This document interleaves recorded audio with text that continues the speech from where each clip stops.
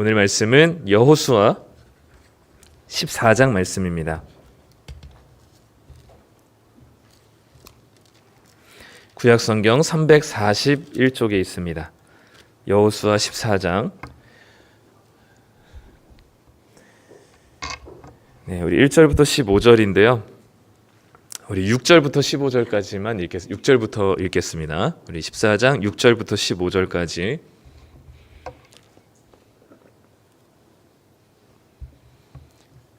네, 우리 다 찾으셨으면 우리 한 절씩 교독하고요. 마지막 절은 같이 읽도록 하겠습니다.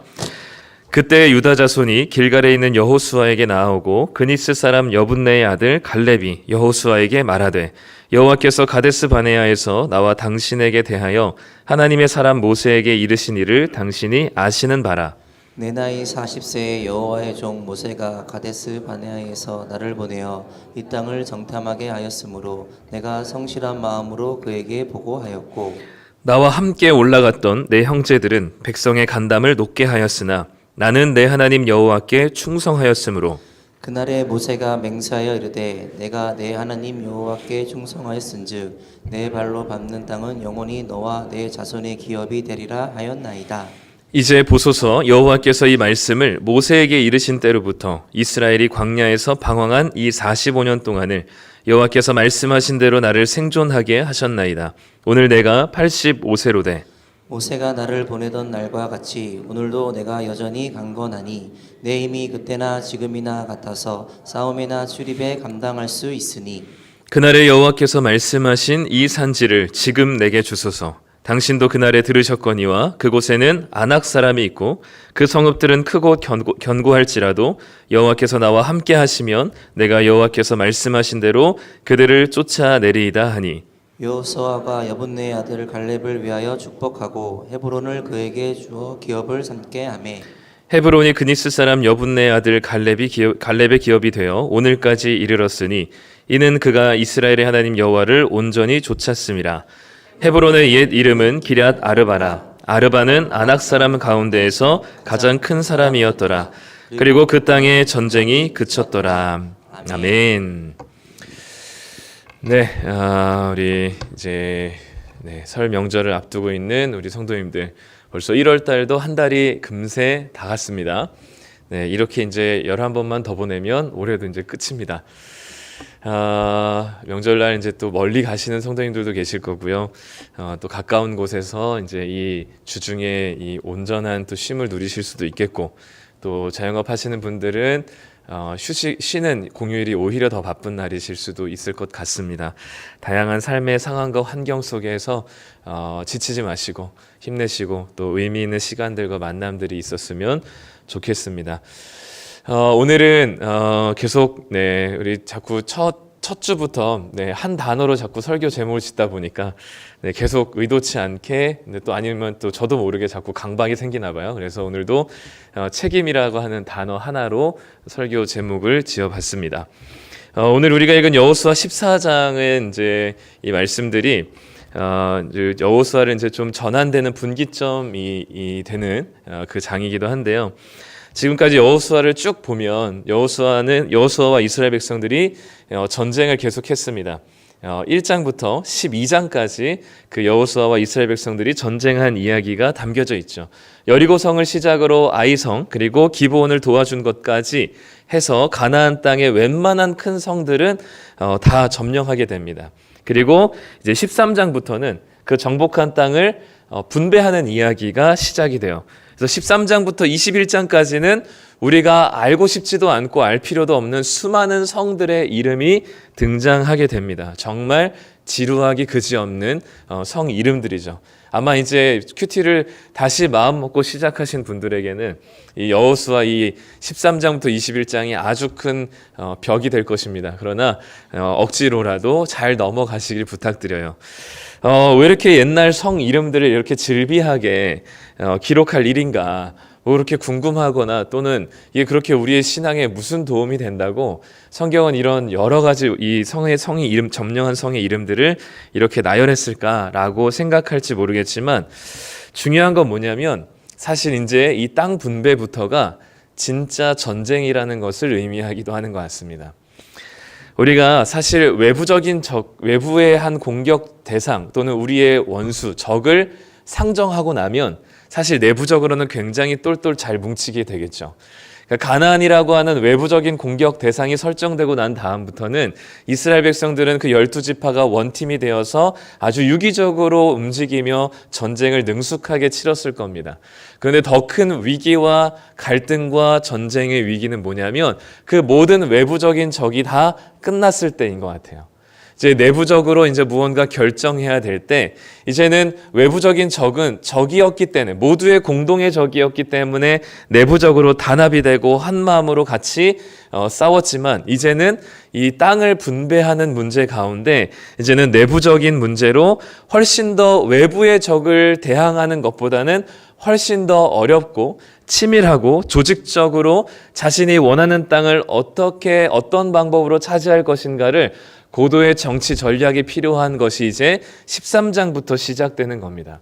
그러니 우리가 보기에는 이 성 이름들이 별 쓸모 없어 보여도 이스라엘 백성들에게는 지금부터가 진짜 전쟁의 시작이라는 것을 알려주기 아주 좋은 본문이 되는 것이죠. 가나안 사람들과 싸울 때는 오히려 더 똘똘 뭉쳤을 겁니다. 임진왜란이 그렇게 시작이 됐잖아요. 그 다이묘라고 하는 영주들이 이제 도요토미 히데요시라고 하는 한 사람으로 인해서 완전히 통일되고 나니 그들이 개인적으로 가지고 있던 사무라이와 대다수의 군사력을 해소할 방법이 없는 거죠. 이들을 그냥 가만히 내버려 뒀다가는 또다시 영주들이 기득권을 가지고 이 사무라이를 통해서 또 분열되고 싸울 것이 우려됐었던 이 도요토미 히데요시가 그 군사적인 에너지를 외부로 돌리고자 명나라를 향했고 그 길목에 조선을 선택한 것이죠. 그러다 보니까 외부적인 공격 대상을 삼으면 싸우기 굉장히 편안하고 사분오열되었던 이 공동체 조직도 하나로 뭉치기 참 좋습니다. 그래서 이런 가나안을 향한 전쟁과 정복 전쟁이 완전히 끝난 지금부터가 사실 이스라엘에게는 가나안 정복보다 훨씬 더 어려운 전쟁이 시작되는 것이죠. 누가 강남을 차지할 자격이 있느냐? 누가 노른자 땅을 차지할 것인가? 거기에 대한 초미의 관심사가 모두 모여 있습니다. 엄청난 눈치 싸움과 명분 싸움이 시작될 것이고요. 누가 그 땅을 차지할 만한 자격이 있는가를 논하게 될 것이고 내가 원하는 땅이 있더라도 그 땅을 원한다라고 드러내는 순간 사람들에게 표적이 될 것이 분명하기 때문에 어떤 방법으로 정적을 제거하고 경쟁 상대를 최소화해서 내가 원하는 땅을 얻을 수 있을까에 대한 수많은 구상과 머리 싸움이 이제부터 시작이 되는 겁니다. 그런데 그때 한 사람이 등장하죠. 그게 바로 오늘 우리가 읽은 갈렙이라고 하는 사람입니다. 이 갈렙은 제가 그려달라고 AI에 부탁을 해가지고 AI가 5초 만에 그려준 그림인데요. 네, 근육질에 여전히 85세가 되었지만 모자람이 없는 이 육체와 그리고 수염이 가득한 이 85세의 어른 그리고 칼을 붙잡고 있는 저 모습들을 제가 아주 구체적으로 한 3줄을 막 써가지고 이런 그림을 얻어냈습니다. 갈렙이 이 상황 가운데 등판을 하게 돼요. 갈렙을 우리가 알고 있는 분들도 계시지만 이 갈렙은 참 대단한 인물이잖아요. 사실 이 지금 이스라엘 사람들이 모여있는 이 200만 명의 사람들 속에서 정말 유일무이한 존재 중에 한 명입니다. 정말 우리가 이제 운동선수나 이런 사람들 중에 한 팀에 20년 이상 막 오래 한 팀만 원 소속팀의 원클럽맨이 된 사람을 우리는 살아있는 레전드 이렇게 해서 리빙 레전드라고도 부르잖아요. 그래서 영구 결번을 하기도 하고 마치 갈렙은 우리가 아는 바와 같이 출애굽 8때부터 모세와 함께 했었던 출애굽 1세대의 사람입니다. 모세의 신임을 받았기 때문에 출애굽 1세대 사람으로서 이 가데스 바네아에서 가나안 땅을 정탐하는 정탐꾼으로 지파를 대표해서 한 사람으로 뽑혔고요. 12명의 정탐꾼으로 가나안 땅을 정탐하고 돌아왔을 때 모두가 다 거기는 피지컬 100에서 나오는 사람들과 같은 어마어마한 사람들이 있기 때문에 우리가 갈 수가 없습니다라고 이야기했을 때 여호수아와 갈렙만큼은 하나님이 우리와 함께 하시다면 우리에게 껌입니다라고 이야기할 정도로 믿음이 있었던 사람입니다. 물론 이스라엘 불순종으로 인해서 40년 동안 광야 생활을 했었고 수많은 전쟁을 참여했었던 정말 그야말로 살아있는 전설 같은 존재가 바로 갈렙이었죠. 수많은 전장에서 수많은 공을 세웠고 이스라엘에게 있어서는 정말 추앙받을 만한, 그리고 가나안 땅에 정착한 이 출애굽 1세대 중에 유일하게 여호수아와 갈렙뿐이 살아남은, 모세와 아론 다 죽었고 나머지 출애굽 2세대들을 이끌고 진두지휘하며 이 가나안 정복 땅을 정복했었던, 누가 보더라도 저 갈렙이라고 하는 장군은, 사람이 이루어낸 공과 노력이 너무 크다는 사실을 누구나 다 알 수 있을 만한 그런 레전드가 갑자기 앞으로 등장하게 되는 것이죠. 이제 이 수많은 이 광야의 생활들을 버티고 전쟁에서 공을 세웠던 이스라엘의 백전노장이었던 갈렙의 등장으로 이제는 갈렙이 나와서 나 강남 주시오 라고 하면 모두가 납득할 만한 상황 정리가 될 것이에요. 그런데 제가 여기서부터는 제 추측입니다. 제가 상상하기로는 제 아무리 갈렙이 나왔다 하더라도 사람들은 자신의 이해관계가 얽혀있는 상황 속에서 그 레전드를 레전드로 대우하고 싶지는 않았을 겁니다. 물론 그의 공을 인정하고 압도적으로 그의 이 여태까지 공로가 크다는 것을 아마 인정했을 거예요. 누구나 인정할 만큼, 그리고 좋은 땅을 차지할 자격이 있다고 생각했겠지만 사람들은 한편으로는 그 갈렙이 원하는 땅을 얘기했을 때 고지곳대로 그래 갈렙이 그 땅을 받을 자격이 있지라고 생각할 만한 사람들은 거의 없었을 거예요. 왜냐하면 사람들은 나는 못하더라도 타인은 했으면 하는 그 기대가 있거든요. 나는 못하는 걸 타인에게 기대하는 심리가 있어요.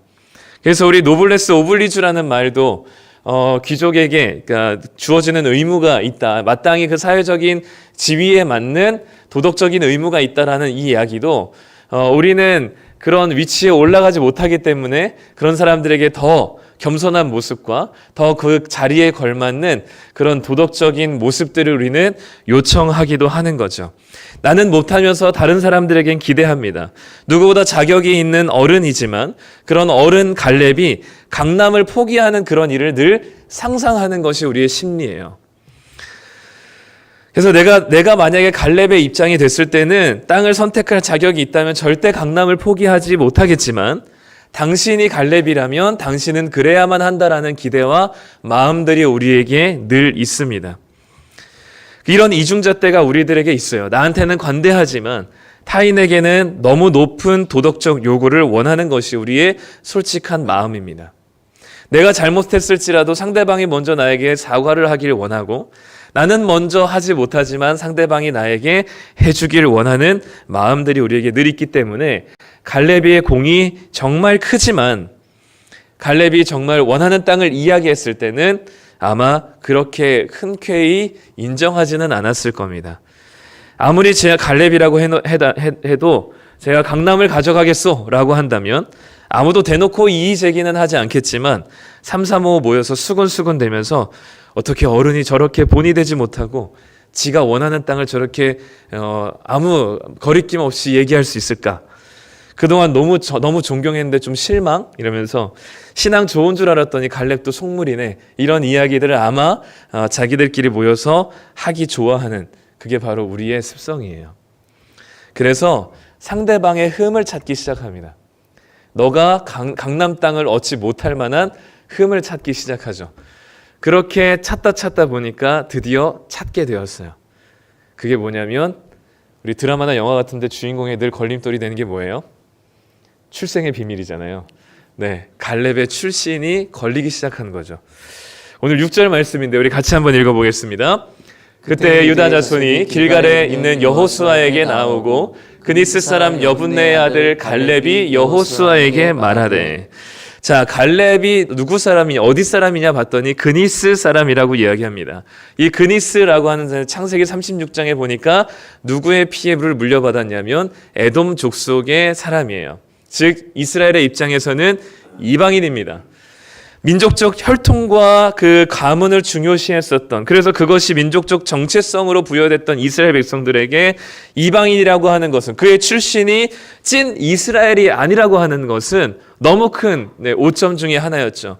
아무리 갈렙의 제 아무리 공이 크다 하더라도 아브라함의 자손인가 하는 것에서 이 부적격적인 자격이 없음이 드러났다고 생각한 사람들은 갈렙이 앞으로 나왔을 때, 갈렙이 내가 원하는 강남 땅을 주시오라고 했을 때 그 땅을 불허하겠다는 사람들이 아마 준비하고 있었을 겁니다.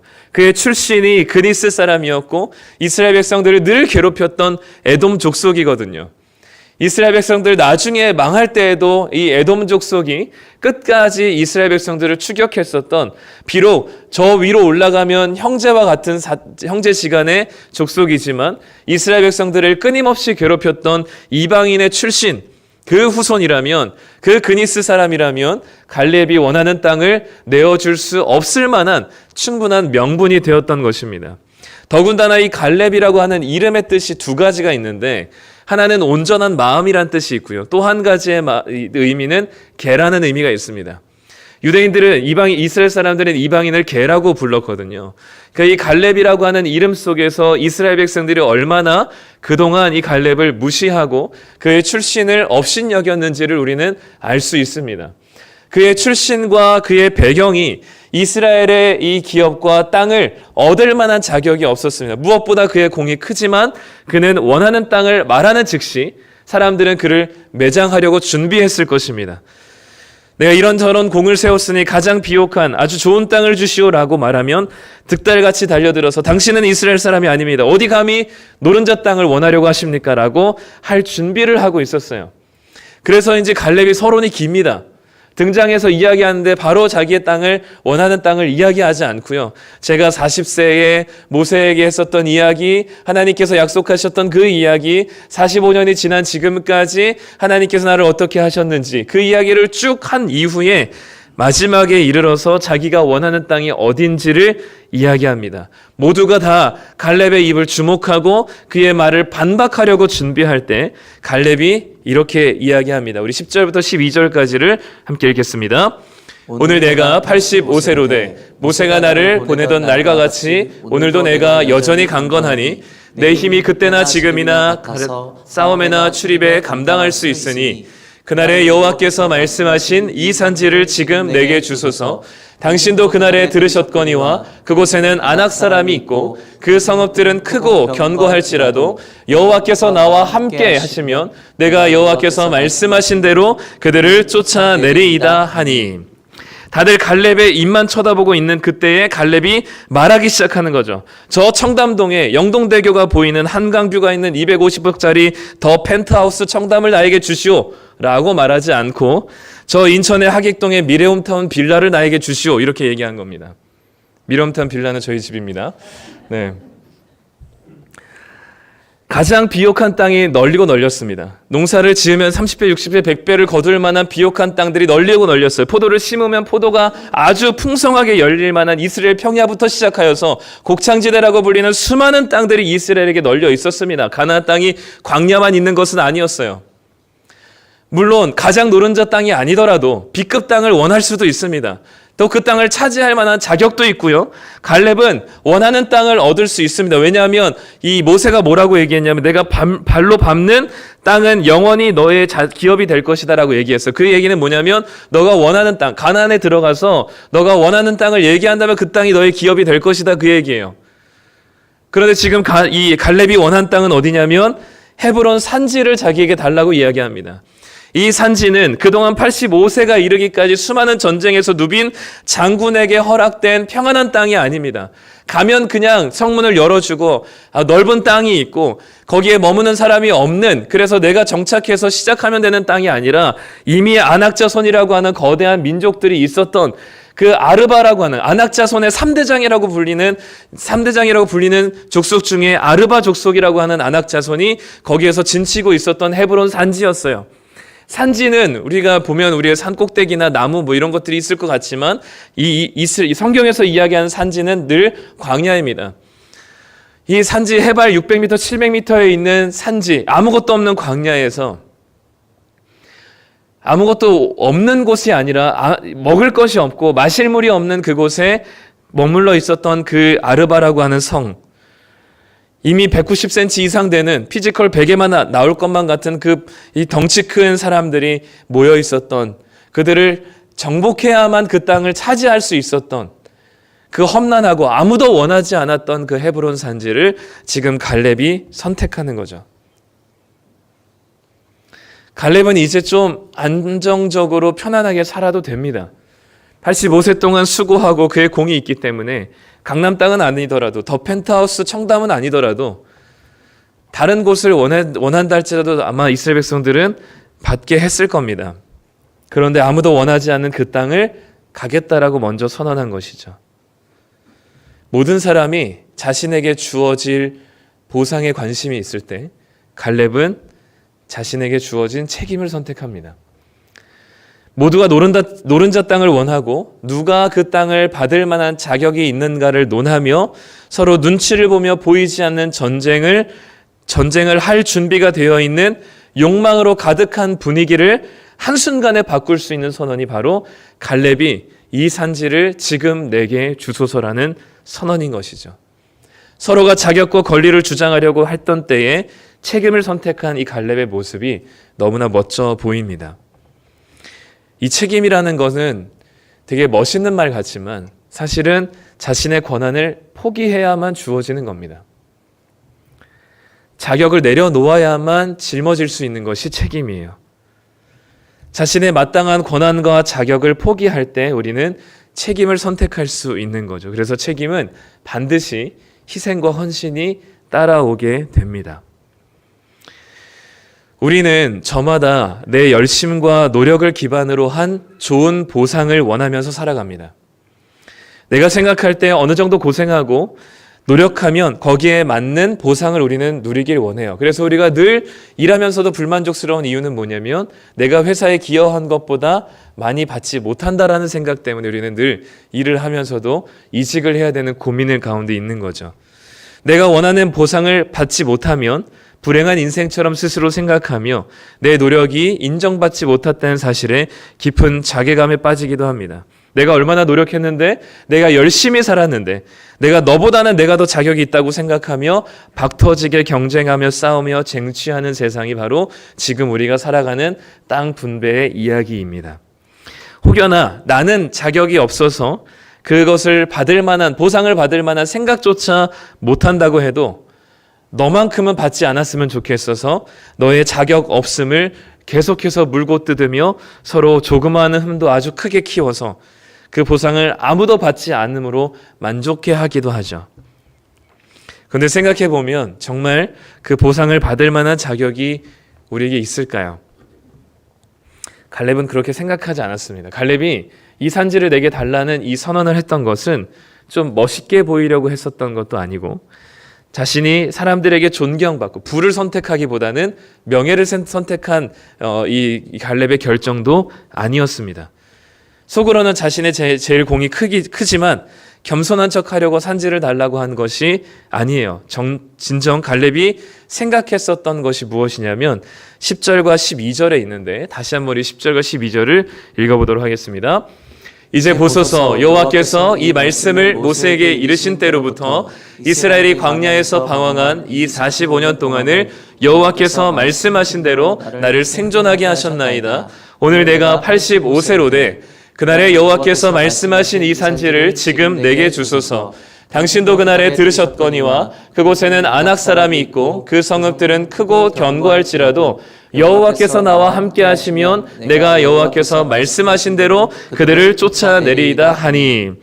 갈렙의 이야기를 보면 내가 얼마나 고생했고 내가 얼마나 대단했고 내가 얼마나 열심히였는지에 대한 이야기는 단 한 줄도 없습니다. 그저 하나님이 나를 생존하게 하셨고 하나님이 나에게 말씀하신 대로 이루어졌고 하나님께서 말씀하신 대로 지금 그 땅을 내가 원하고 그분께서 나와 함께 하시면 그 땅이 아무리 크고 대단한 민족이 있을지라도 그 땅을 정복할 수 있다라고 고백하는 겁니다. 즉 갈렙이 주장하고 있는 이 산지를 내게 달라는 것은 교묘한 겸손을 가장한 교만도 아니었고, 부를 대신하여서 명예를 선택한 것도 아니었고, 자신이 좀 더 돋보이고자 사람들에게 본이 되고자 괜찮은 선택을 한 것처럼 나이스한 사람처럼 보이기 위한 선택이 아니라, 진정 그는 자신의 인생 가운데 내가 한 것이 없다라고 진짜 믿었고, 자신의 삶 가운데 하나님 때문에 생존하였다고 믿었고, 하나님께서 함께 하셨기 때문에 지금까지 크고 높은 견고한 성읍들을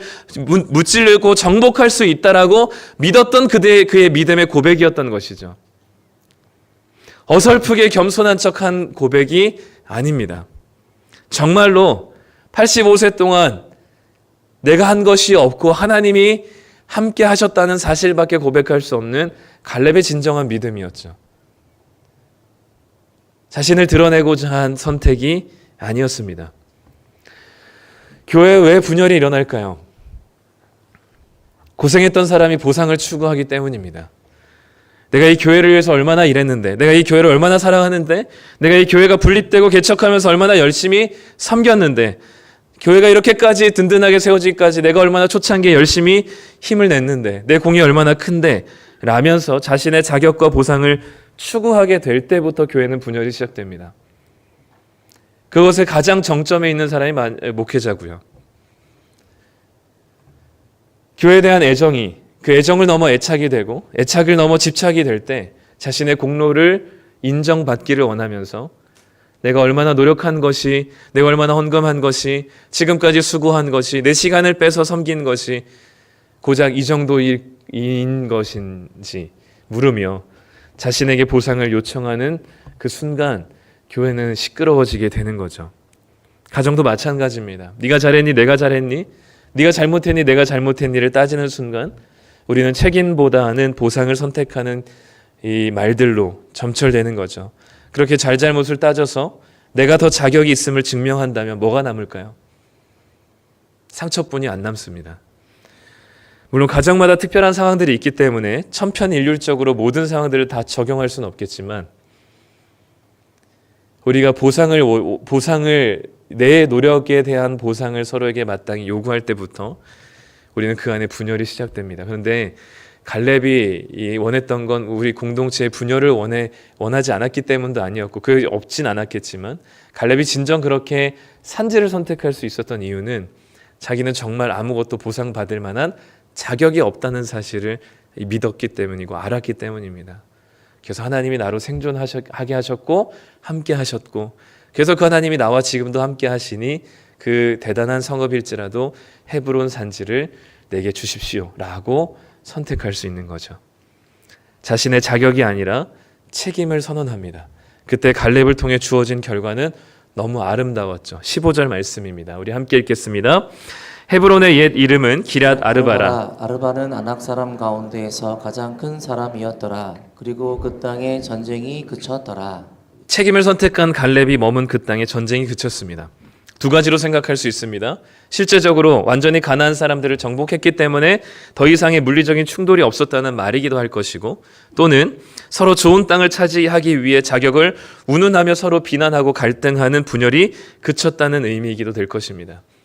서로가 자기 좋은 땅을 차지하기 위해서 눈을 불을 켜는 순간 갈렙이 나서서 하나님이 나와 함께 하셨고 나를 지금까지 지키셨으니 저는 헤브론 산지를 지금 나에게 주십시오라는 이 갈렙의 선언이, 그의 책임 있는 행동이 공동체의 분위기를 바꾸어 버렸습니다.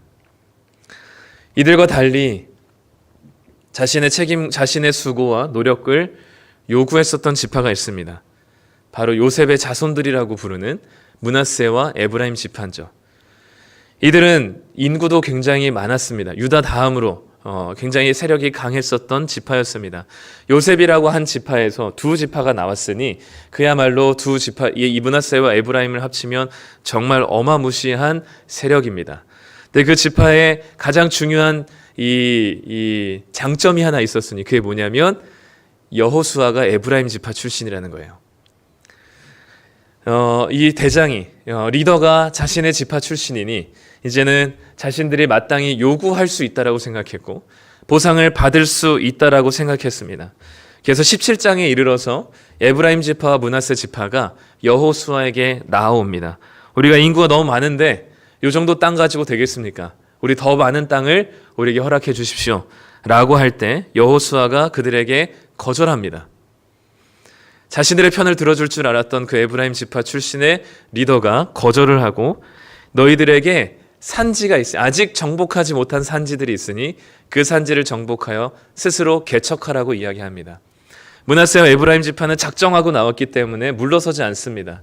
다시 한번 이 여호수아에게 이야기합니다. 그 산지는 우리에게 넉넉하지 못합니다. 거기는 사람이 살만한 곳이 안 됩니다. 아직도 정복하지 않은 수많은 철병거를 가지고 있는 가나안 사람들이 있습니다.